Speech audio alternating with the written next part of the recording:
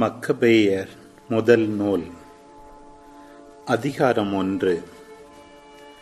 மாசிடோனியராகிய பிலிப்பு மகன் அலெக்சாண்டர் முதலில் கிரேக்க நாட்டை ஆண்டு வந்தார்.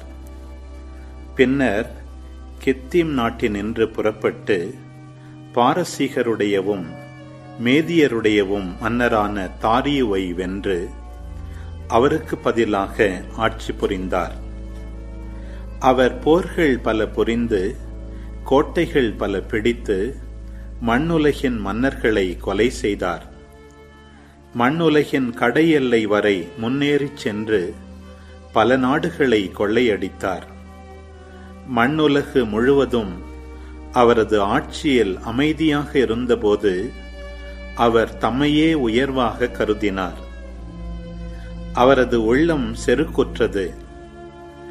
ஆகவே அவர் வலிமை மிக்க படையை திரட்டி பல மாநிலங்கள், நாடுகள், மன்னர்கள் மீது ஆட்சி செலுத்தி வந்தார். அவர்களும் அவருக்கு திரை செலுத்தி வந்தார்கள். அதன் பிறகு அவர் கடின நோயுற்று தாம் சாகவிருப்பதை உணர்ந்தார். ஆதலால் இளமை முதல் தம்முடன் வளர்க்க பெற்றவர்களும் மதிப்புக்குரியவர்களுமான அலுவலர்களை அழைத்து தாம் உயிரோடு இருந்தபோதே தம் பேரரசை அவர்களுக்கு பிரித்து கொடுத்தார். அலெக்சாண்டர் 12 ஆண்டுகள் ஆட்சி செய்த பின் இறந்தார். அலெக்சாண்டருடைய அலுவலர்கள் தங்களுக்குரிய இடங்களில் ஆட்சி செலுத்த தொடங்கினார்கள். அவர் இறந்த பின் அவர்கள் எல்லாரும் முடிசூடி கொண்டார்கள். அவர்களுக்கு பின் அவர்களின் மைந்தர்களும் பல ஆண்டுகள் ஆட்சி செய்தார்கள். அவர்களால் மண்ணுலகெங்கும் தீமைகள் பெருகின. அவர்கள் நடுவிலிருந்து பொல்லாத வழிமரபினன் ஒருவன் தோன்றினான். அவன் மன்னர் அந்தியோக்கின் மகன் அந்தியோக்கு எப்பிஃபான் ஆவான். முன்பு ரோமையில் பிணை கைதியாக இருந்த அவன் கிரேக்க பேரரசின் 137ஆம் ஆண்டு ஆட்சி செய்ய தொடங்கினான். அக்காலத்தில் இஸ்ராயேலில் தீநெறியாளர் சிலர் தோன்றி, வாருங்கள், நம்மை சுற்றிலும் இருக்கும் வேற்றினத்தாரோடு நாம் உடன்படிக்கை செய்து கொள்வோம். ஏனெனில் நாம் அவர்களை விட்டு பிரிந்ததிலிருந்து நமக்கு பல வகை கேடுகள் நேர்ந்துள்ளன என்று கூறி மக்கள் அனைவரையும் தவறான வழியில் செல்ல தூண்டினர். இது அவர்களுக்கு ஏற்புடையதாயிருந்தது. உடனே மக்களுள் சிலர் ஆர்வத்தோடு மன்னனிடம் சென்றனர். அவர்கள் கேட்டதற்கு இணங்க வேற்றினத்தாரின் விதிமுறைகளை கடைபிடிப்பதற்கு அவன் அவர்களுக்கு உரிமை அளித்தான். வேற்றினத்தாருடைய பழக்க வழக்கத்திற்கு ஏற்ப அவர்கள் எருசலேமில் உடற்பயிற்சி கூடம் ஒன்று ஏற்படுத்தினார்கள். விருத்த சேதனத்தின் அடையாளத்தை மறைத்து தூய உடன்படிக்கையை விட்டுவிட்டு வேற்றினத்தாரோடு கலந்து எல்லா வகை தீமைகளையும் செய்தார்கள்.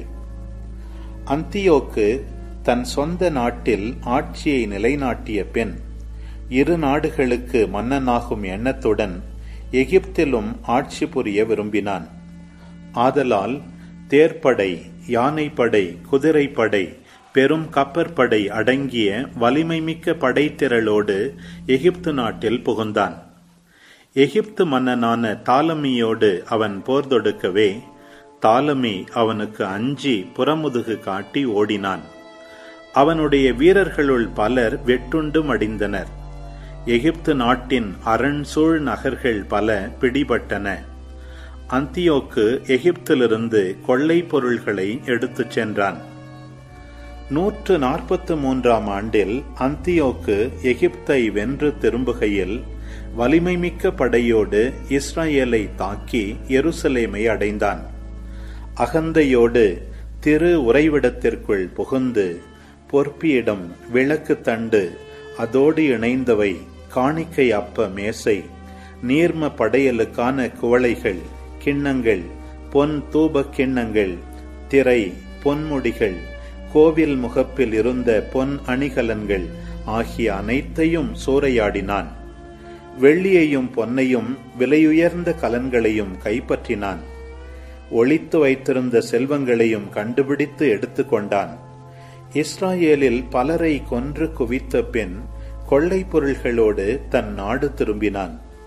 தன் செயல்கள் பற்றி பெருமையாக பேசி வந்தான்.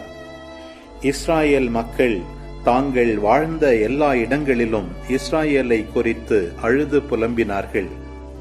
தலைவர்களும் மூப்பர்களும் அழுது அரற்றினார்கள். கன்னி பெண்களும் இளைஞர்களும் நலிவுற்றார்கள். பெண்கள் அழகு பொலிவினை இழந்தார்கள்.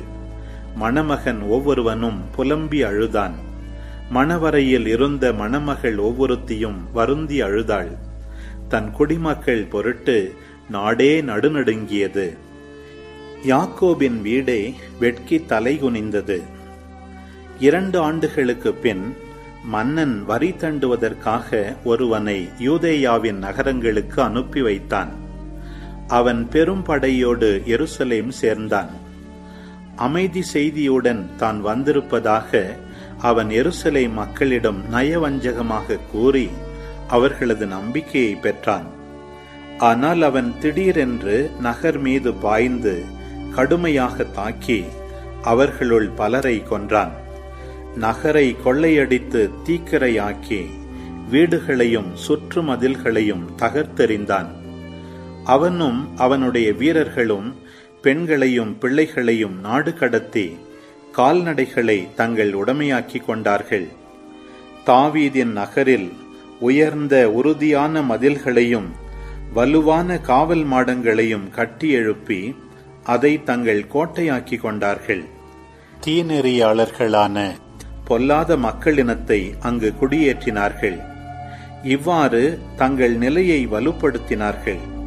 படைக்கலங்களையும் உணவுப் பொருள்களையும் அங்கு சேர்த்து வைத்தார்கள்.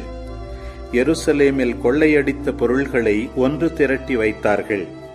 இதனால் இஸ்ராயேலருக்கு பேரச்சம் விளைவித்து வந்தார்கள். அந்த கோட்டை திரு உறைவிடத்தை தாக்குவதற்கு ஏற்ற பதுங்கிடமாக அமைந்தது. இஸ்ராயேலுக்கு கொடிய எதிரியாக தொடர்ந்து இருந்தது. அவர்கள் திரு உறைவிடத்தை சுற்றிலும் மாசற்ற குருதியை சிந்தினார்கள். திரு உறைவிடத்தை தீட்டுப்படுத்தினார்கள். அவர்களை முன்னிட்டு எருசலேமின் குடிகள் அதை விட்டு ஓடிவிட்டார்கள். எருசலேம் அந்நியரின் குடியிருப்பு ஆயிற்று. தன் குடிகளுக்கோ அந்நியமானது. அதன் மக்கள் அதனை கைவிட்டார்கள். அதன் திரு உறைவிடம் பாழடைந்து பாலை நிலம் போல் ஆயிற்று. திருநாள்கள் துயர நாள்களாக மாறின. ஓய்வு நாள்கள் பழிச்சொல்லுக்கு உள்ளாயின. அதன் பெருமை இகழ்ச்சிக்கு உட்பட்டது. அதன் மாட்சியின் அளவுக்கு மானக்கேடும் மிகுந்தது.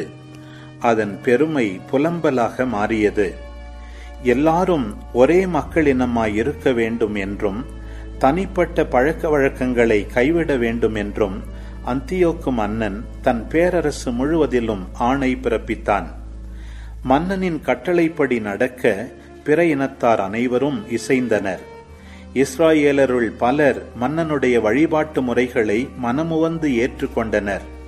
சிலைகளுக்கு பலியிட்டனர். ஓய்வு நாளை தீட்டுப்படுத்தினர். மன்னன் தன் தூதர்கள் வழியாக எருசலேமுக்கும் யூதாவின் நகரங்களுக்கும் மடல்களை அனுப்பி வைத்தான். யூதர்கள் தங்கள் நாட்டு மரபுக்கு புறம்பான பழக்க வழக்கங்களை பின்பற்ற வேண்டும். எரிபலிகளோ மற்ற பலிகளோ நீர்ம படையல்களோ திரு உறைவிடத்தில் நிகழ்வதை தடுக்க வேண்டும். ஓய்வு நாள்களையும் திருவிழாக்களையும் தீட்டுப்படுத்த வேண்டும். திரு உறைவிடத்தையும் அதைச் சேர்ந்த தூய பொருள்களையும் கரைப்படுத்த வேண்டும். பிற இனத்தாரின் பலிபீடங்கள், கோவில்கள், சிலை வழிபாட்டுக்குரிய இடங்கள் ஆகியவற்றை கட்டி எழுப்ப வேண்டும். பன்றிகளையும் தீட்டுப்பட்ட விலங்குகளையும் பலியிட வேண்டும். அவர்கள் தங்கள் திருச்சட்டத்தை மறந்து தங்கள் விதிமுறைகளையும் மாற்றிக்கொள்ளும் பொருட்டு தங்கள் மைந்தர்களுக்கு விருத்த சேதனம் செய்வதை தவிர்க்க வேண்டும். தங்களை எல்லா வகை மாசுகளாலும் தீட்டுகளாலும் அருவருப்புக்குரியோர் ஆக்கிக் கொள்ள வேண்டும். மன்னனின் கட்டளைப்படி நடவாதவர்கள் சாவார்கள். மன்னன் இந்த கட்டளைகளையெல்லாம் எழுதி தன் பேரரசு முழுவதற்கும் அனுப்பி வைத்தான்.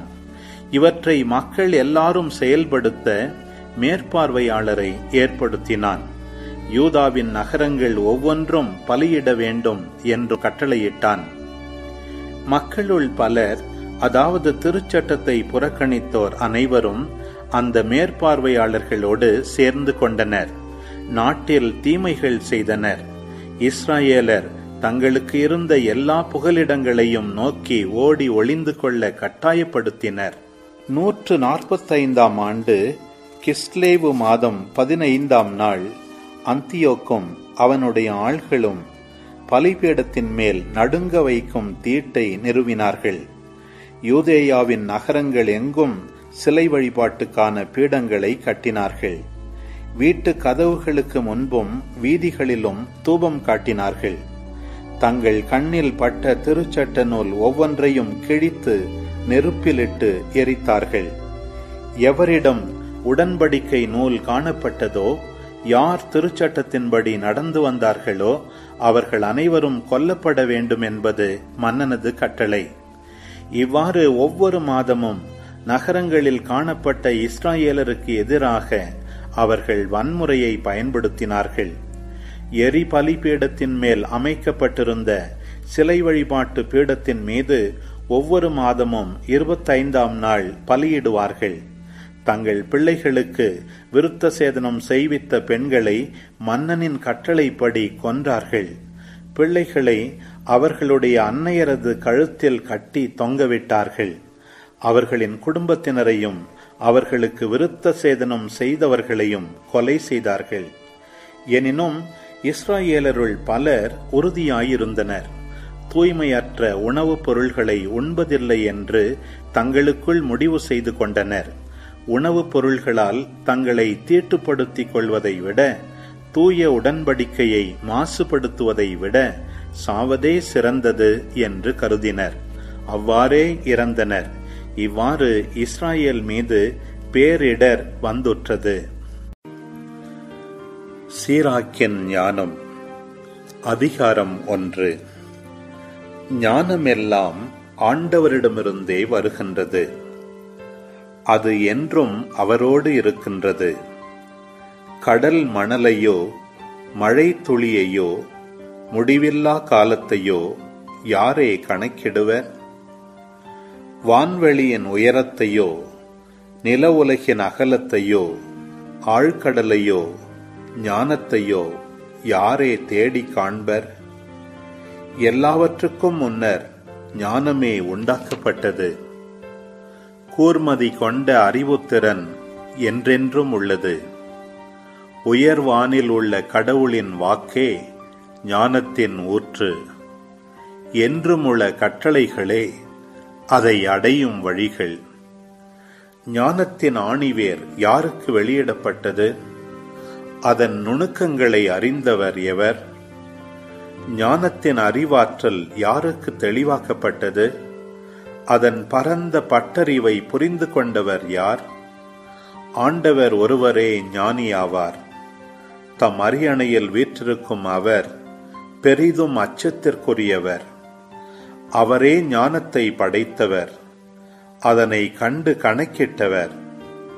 தம் வேலைப்பாடுகளை எல்லாம் அதனால் நிரப்பியவர். தம் ஈகைக்கு ஏற்ப எல்லா உயிர்களுக்கும் அவரே அதை கொடுத்துள்ளார். தம்மீது அன்பு கூறுவோருக்கு அதை வாரி வழங்கியுள்ளார். ஆண்டவரிடம் கொள்ளும் அச்சமே மாட்சியும் பெருமையுமாகும். அதுவே மகிழ்ச்சியும் அக்களிப்பின் மணிமுடியுமாகும். ஆண்டவரிடம் கொள்ளும் அச்சமே உள்ளத்தை இன்புறுத்துகிறது. மகிழ்வையும் அக்களிப்பையும் நீடிய ஆயுளையும் வழங்குகிறது. ஆண்டவரிடம் அச்சம் கொள்வோரது முடிவு மகிழ்ச்சிக்கு உரியதாய் அமையும். அவர்கள் இறக்கும் நாளில் ஆசி பெறுவார்கள். ஆண்டவரிடம் அச்சம் கொள்ளுதலே ஞானத்தின் தொடக்கம்.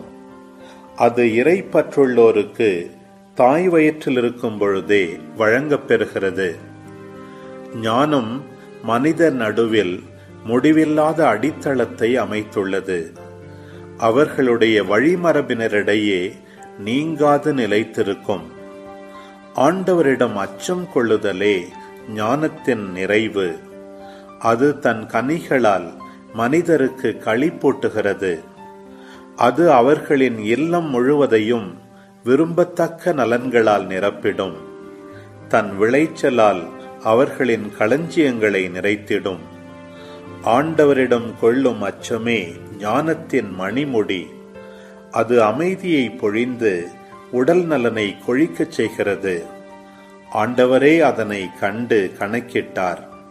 அறிவாற்றலையும் நுண்ணறிவையும் மனிதருக்கு மழையென பொழிந்திட்டார். அதை உறுதியாய் பற்றி கொண்டோரை மாட்சியால் உயர்த்திட்டார். ஆண்டவரிடம் அச்சம் கொள்ளுதலே ஞானத்தின் ஆணி வேர். அதன் கிளைகள் நீடிய வாழ்நாள்கள். ஆண்டவரிடம் கொள்ளும் அச்சம் பாவங்களை விரட்டிவிடுகிறது. அது இருக்கும்போது சினத்தையெல்லாம் அகற்றிவிடுகிறது. நேர்மையற்ற சினத்தை நியாயப்படுத்த முடியாது. சினத்தால் நிலை தடுமாறுவோர் வீழ்ச்சி அடைவர். பொறுமையுள்ளோர் தக்க காலம் வரை அமைதி காப்பர். பின்னர் மகிழ்ச்சி அவர்களுள் ஊற்றெடுத்து பாயும். அவர்கள் தக்க நேரம் வரை நா காப்பார்கள். பலருடைய வாய் அவர்களது அறிவு கூர்மையை எடுத்துரைக்கும். ஞானத்தின் கருவூலங்களில் அறிவார்ந்த பொன்மொழிகள் உண்டு. பாவிகளுக்கு இறைப்பற்று அருவருப்பை தரும். ஞானத்தை நீ அடைய விரும்பினால் கட்டளைகளை கடைபிடி. அப்போது ஆண்டவரே உனக்கு ஞானத்தை வாரி வழங்குவார். ஆண்டவரிடம் கொள்ளும் அச்சமே ஞானமும் நற்பயிற்சியுமாகும். பற்றுறுதியும் பணிவும் அவருக்கு மகிழ்ச்சி தரும். ஆண்டவரிடம் கொள்ளும் அச்சத்தை புறக்கணியாதே. பிளவுபட்ட உள்ளத்தோடு அவரிடம் செல்லாதே. மனிதர் முன் வெளிவேடம் போட வேண்டாம். நாவடக்கம் கொள். நீ வீழ்ச்சியுறாதவாறு செருக்கு கொள்ளாதே. உன்மீதே மானக்கேட்டை வருவித்துக் கொள்ளாதே. ஆண்டவருக்கு நீ அஞ்சி நடவாததாலும் உன் உள்ளத்தில் கள்ளம் நிறைந்திருந்ததாலும் ஆண்டவர் உன் மறைவான எண்ணங்களை வெளிப்படுத்துவார். சபையார் எல்லார் முன்னிலையில் உன்னை தாழ்த்துவார். சீராக்கின் ஞானம். அதிகாரம் 2. குழந்தாய், ஆண்டவருக்கு பணிபுரிய நீ முன்வந்தால் சோதனைகளை எதிர்கொள்ள முன்னேற்பாடு செய்து கொள். உள்ளத்தில் உண்மையுள்ளவனாயிரு. உறுதியாக இரு. துன்ப வேளையில் பதற்றமுடன் செயலாற்றாதே. ஆண்டவரை சிக்கென பிடித்துக்கொள். அவரை விட்டு விலகிச் செல்லாதே. உன் வாழ்க்கையின் முடிவில் வளமை அடைவாய். என்ன நேர்ந்தாலும் ஏற்றுக்கொள். இழிவு வரும்போது பொறுமையாயிரு. நெருப்பில் பொன் புடமிடப்படுகிறது. ஏற்புடைய மனிதர் மானக்கேடு எனும் உலையில் சோதித்து பார்க்கப்படுகின்றனர். ஆண்டவரிடம் பற்றுறுதி கொள். அவர் உனக்கு துணை செய்வார். உன் வழிகளை சீர்படுத்து. அவரிடம் நம்பிக்கை கொள். ஆண்டவருக்கு அஞ்சுவோரே, அவரிடம் இரக்கத்துக்காக காத்திருங்கள். நெறி பிறழாதீர்கள். பிறழ்ந்தால் வீழ்ச்சி அடைவீர்கள். ஆண்டவருக்கு அஞ்சுவோரே, அவரிடம் நம்பிக்கை கொள்ளுங்கள். உங்களுக்கு கைமாறு கிடைக்காமற் போகாது. ஆண்டவருக்கு அஞ்சுவோரே, நல்லவை மீது நம்பிக்கை கொள்ளுங்கள்.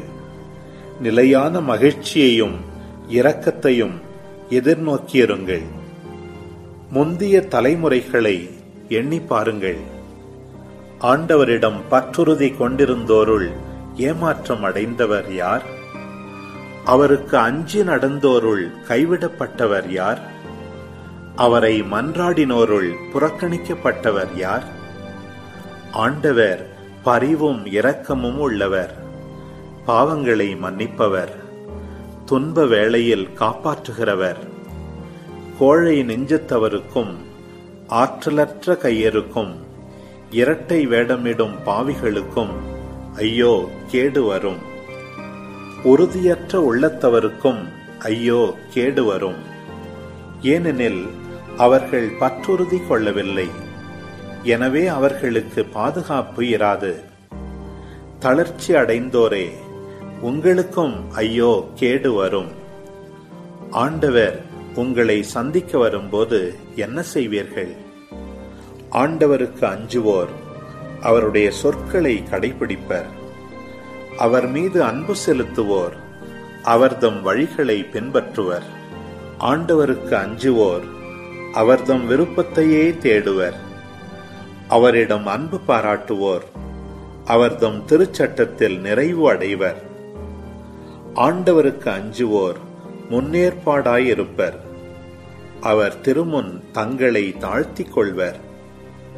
ஆண்டவரின் கைகளில் நாம் விழுவோம், மனிதரின் கைகளில் விழமாட்டோம். ஏனெனில் அவரது பெருமையை போன்று அவர்தம் இரக்கமும் சிறந்தது என அவர்கள் சொல்லிக் கொள்வார்கள். சீராக்கின் ஞானம். அதிகாரம் 3. குழந்தைகளே, உங்கள் தந்தையாகிய எனக்கு செவிசாயுங்கள். நான் கூறுவதன்படி செயல்படுங்கள். அப்பொழுது காப்பாற்றப்படுவீர்கள். பிள்ளைகளை விட தந்தையரை ஆண்டவர் மிகுதியாக மேன்மைப்படுத்தியுள்ளார். பிள்ளைகள் மீது அன்னையருக்குள்ள உரிமைகளை உறுதிப்படுத்தியுள்ளார். தந்தையரை மதிப்போர் பாவங்களுக்கு கழுவாய் தேடிக்கொள்கின்றனர். அன்னையரை மேன்மைப்படுத்துவோர் செல்வம் திரட்டி வைப்போருக்கு ஒப்பாவர். தந்தையரை மதிப்போருக்கு தங்கள் பிள்ளைகளால் மகிழ்ச்சி கிட்டும். அவர்களுடைய மன்றாட்டு கேட்கப்படும். தந்தையரை மேன்மைப்படுத்துவோர் நீடு வாழ்வர். ஆண்டவருக்கு பணிந்து நடப்போர் தங்கள் அன்னையர்க்கு மதிப்பு அளிப்பர். தலைவர்கள் கீழ் பணியாளர்கள் போல் அவர்கள் தங்கள் பெற்றோருக்கு பணி செய்வார்கள். சொல்லாலும் செயலாலும் உங்கள் பெற்றோரை மதியுங்கள். அப்பொழுது உங்களுக்கு ஆண்டவரின் ஆசி கிடைக்கும். தந்தையின் ஆசி பிள்ளைகளின் குடும்பங்களை நிலைநாட்டும். தாயின் சாபம் அவற்றை வேரோடு பெயர்த்தெறிந்துவிடும். உங்கள் தந்தையரை அவமதிப்பதில் பெருமை கொள்ளாதீர்கள். உங்கள் தந்தையரின் சிறுமை உங்களுக்கு பெருமையாகாது. தந்தை மதிக்கப் பெற்றால் அது பிள்ளைகளுக்கு பெருமை. தாய்க்கு இழிவு ஏற்பட்டால் அது பிள்ளைகளுக்கு சிறுமை. குழந்தாய், உன் தந்தையின் முதுமையில் அவருக்கு உதவு. அவரது வாழ்நாள் எல்லாம் அவர் உள்ளத்தை புண்படுத்தாதே. அவரது அறிவாற்றல் குறைந்தாலும் பொறுமையை கடைபிடி. நீ இளமை மிடுக்கில் இருப்பதால் அவரை இகழாதே. தந்தைக்கு காட்டும் பரிவு மறக்கப்படாது. அது உன் பாவங்களுக்கு கழுவாயாக விளங்கும். உன் துன்ப நாளில் கடவுள் உன்னை நினைவு கூர்வார். பகலவனை கண்ட பனி போல் உன் பாவங்கள் மறைந்தொழியும்.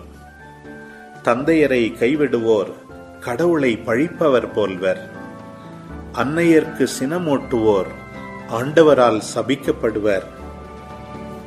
குழந்தாய், நீ செய்வது அனைத்தையும் பணிவோடு செய். அவ்வாறாயின் கடவுளுக்கு உகந்தோர் உனக்கு அன்பு காட்டுவர். நீ பெரியவனாய் இருக்கும் அளவுக்கு பணிந்து நட. அப்போது ஆண்டவர் முன்னிலையில் உனக்கு பரிவு கிட்டும். உயர்ந்தோர் புகழ்பெற்றோர் பலர் உள்ளனர். ஆயினும் எளியோருக்குத்தான் ஆண்டவர் தம் மறைபொருளை வெளிப்படுத்துகிறார். ஆண்டவரின் ஆற்றல் பெரிது. ஆயினும் தாழ்ந்தோரால் அவர் மாட்சி பெறுகின்றார்.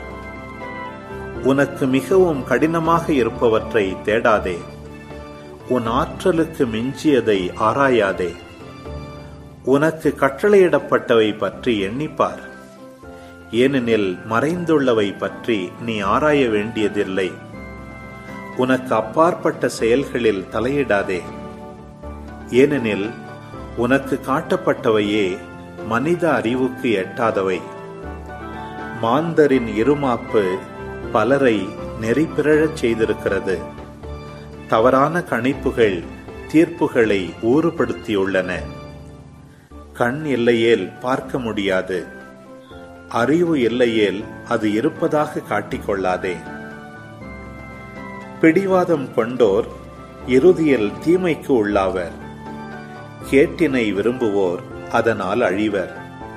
அடங்கா மனத்தோர் தொல்லைகளால் அழுத்தப்படுவர். பாவிகள் பாவத்தை பெருக்குவர். இருமாப்பு கொண்டோரின் நோய்க்கு மருந்து இல்லை, ஏனெனில் தீமை அவர்களுள் வேரூன்றி விட்டது. நுண்ணறிவாளர் ஓமைகளை புரிந்து கொள்வர். ஞானிகள் கேட்டறியும் ஆவல் மிக்கவர்கள். எரியும் நெருப்பை தண்ணீர் அவிக்கும். தர்மம் செய்தல் பாவங்களை கழுவி போக்கும். நன்மை செய்தோர்க்கே நன்மை செய்வோர் தங்களது எதிர்காலத்தை எண்ணி செயல்படுகின்றனர். தங்களது வீழ்ச்சி காலத்தில் அவர்கள் உதவி பெறுவர்.